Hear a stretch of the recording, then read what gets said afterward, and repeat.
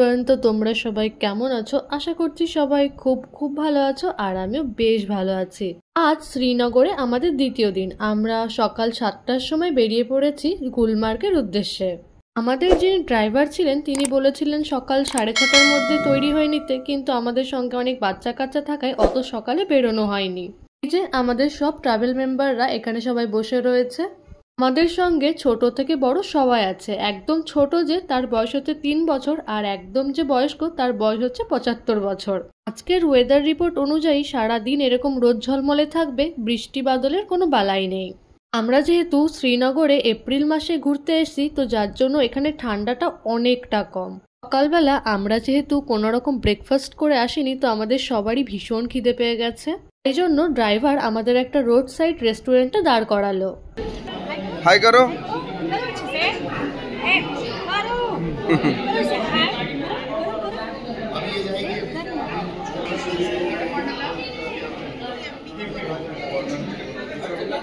আমরা সবাই মোটামুটি ব্রেকফাস্ট করে নিয়েছি। এরপর বেরিয়ে পড়লাম আবার গুলমার্গের উদ্দেশ্যে। আমরা কিন্তু কোনো রকম ট্রাভেল এজেন্সির মাধ্যমে কাশ্মীর ঘুরতে আসিনি। ফ্লাইটের টিকিট বুকিং, হোটেল বুকিং, গাড়ি ভাড়া সব কিছু সৌতম নিজে করেছে, আর যার জন্য আমাদের খরচাটা অনেকটা কম পড়েছে। আমরা প্রায় গুলমার্গের কাছাকাছি পৌঁছে গেছি। এখানে অনেকে হ্যান্ড গ্লাভস, মোজা এসব বিক্রি করছিল। এখন যেহেতু খুব একটা ঠান্ডা নেই, তাই আমরা এসব আর কিনিনি।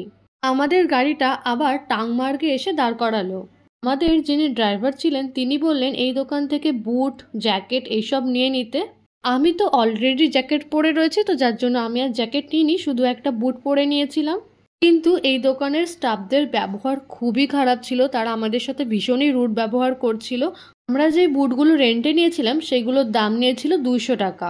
আজকের ওয়েদারটা তো ভীষণই ভালো ছিল, তাই চারিদিকটা দেখতেও কিন্তু দারুণ লাগছিল। আর এই জায়গাটা তো দেখে মনে হচ্ছিল যেন কোনো ইউরোপিয়ান কান্ট্রিতে আমি ঘুরে বেড়াচ্ছি।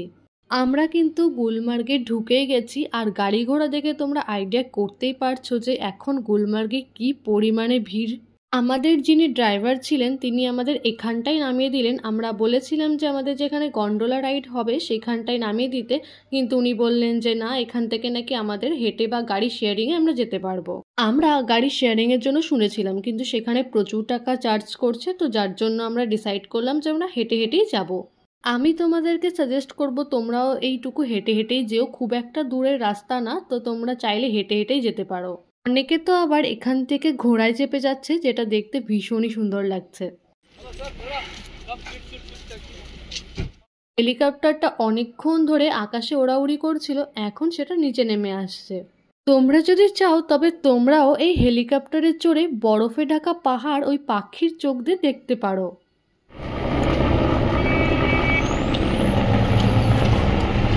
আমরা যখন হেঁটে হেঁটে আসছিলাম পাশ দিয়ে এরকম সাদা সাদা বরফ চারিদিকে ছড়িয়ে ছিটে ছিল, কিন্তু বরফগুলো না একটু একটু করে এখন গলতে শুরু করেছে। আমরা যেহেতু গন্ডোলা রাইডের টিকিট আগে থেকে অনলাইনে কেটে এসেছি, তো যার জন্য আমাদের অতটা তাড়া নেই। যদি আপনার গন্ডোলার টিকিট না থাকে চিন্তার কিছু নেই। প্রতিদিন গুলমার্গ গন্ডোলার ওয়েটিং হল থেকে সকাল 8:30 থেকে দুপুর 3:30 পর্যন্ত ইনকেবিল টিকিট তৎক্ষণাৎভাবে পাওয়া যায়। কিন্তু আমার মতে তোমরা গন্ডোলা রাইডের টিকিটটা আগে থেকেই কেটে নিতে পারো। আমরা তো প্রায় 2 মাস আগে থেকে এই টিকিট বুকিং করে রেখেছিলাম। কাশ্মীরে আসার কিছুদিন আগে থেকেই সোশ্যাল মিডিয়ায় দেখছিলাম যে এই গন্ডোলা রাইড করার জন্য বিশাল বড় লাইন হচ্ছে, মারামারি হচ্ছে, তো সেটা দেখে তো আমরা ভীষণই একটু চিন্তায় পড়ে গেছিলাম। কিন্তু এখানে এসে দেখছি ব্যাপারটা পুরোটাই উল্টো। এখনো লোকজন খুব একটা এসে পারেনি, আর ভেতরের দিকে খুব একটা ভিড়ও নেই। যাই হোক, গন্ডোলা রাইডে আমাদের কত টাকা কি টিকিট পড়েছে সেটা তোমাদের সঙ্গে আবার শেয়ার করে দিই। প্রথমেই বলে দিই এখানে 2টো ধাপে কেবিল কারগুলো চলে। প্রথম ধাপ যেটা গুলমার্গ থেকে কন্ডুরি পর্যন্ত চলে, যার টিকিটের মূল্য 810 টাকা করে। অন্যদিকে দ্বিতীয় ধাপ চলে কন্ডুরি থেকে অপরবত পর্যন্ত, যার টিকিটের মূল্য 1010 টাকা করে। আমরা কিন্তু প্রথম ধাপেরই টিকিট কেটেছিলাম, যার টিকিটের মূল্য পড়েছিল 810 টাকা করে। আর একটা কথা বলে রাখি, তোমরা চাইলে কেবিল কার করে আরও উপরে যেতে পারো, কিন্তু যাদের শ্বাসকষ্টের সমস্যা আছে তাদের জন্য ওপরে না যাওয়াই ভালো। তোমরা যদি কাশ্মীরে ঘুরতে আসো তবে অবশ্যই এই গন্ডোলা রাইডটা করো, ভীষণ ভালো লাগে। এটা যেন একটা আলাদাই এক্সপিরিয়েন্স। যতদূর চোখ যাচ্ছে পুরো পাহাড়টা সাদা চাদরে মুড়ে রয়েছে। কিছু কিছু জায়গায় বরফ গলতে শুরু করেছে, কিন্তু দেখতে তবুও সুন্দর লাগছে। কথা বলতে বলতে আমরা বরফে ঢাকা পাহাড়ের একদম কাছে চলে এসেছি। এইবার আমাদের নামতে হবে। আমাদের সঙ্গে যারা যারা এসছিল তারা আগেই পৌঁছে গেছিল আর আমাদের জন্য ওয়েট করছিল। আমরা সবাই বরফের ভেতরে যাওয়ার জন্য ভীষণই এক্সাইটেড, তাই এবার সামনের দিকে এগোতে শুরু করলাম।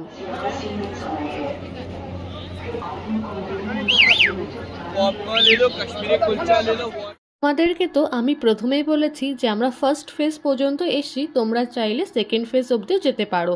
তার জন্য এখান থেকেই এই রোপওয়েগুলো চলে, আর এই কেবল কারগুলোর মধ্যে বসে থাকলেই তোমাদের নিয়ে যাবে আরও ওপরে।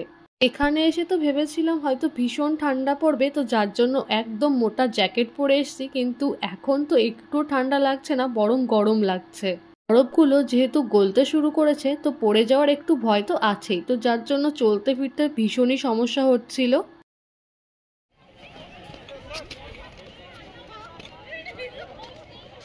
আমরা বরফ দেখতে পেয়ে যতটা না খুশি তার থেকে দ্বিগুণ খুশি হচ্ছে এরা দুজন।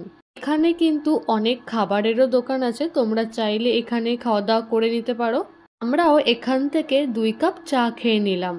তোমরা চাইলে এই রাইডগুলো করতে পারো, কিন্তু তার জন্য তোমাদের বার্গেনিং স্কিল একটু হাই হতে হবে। তারা ভীষণই উল্টোপাল্টা দাম চায়, বার্গেনিং করে নিলে তা ঠিক হবে।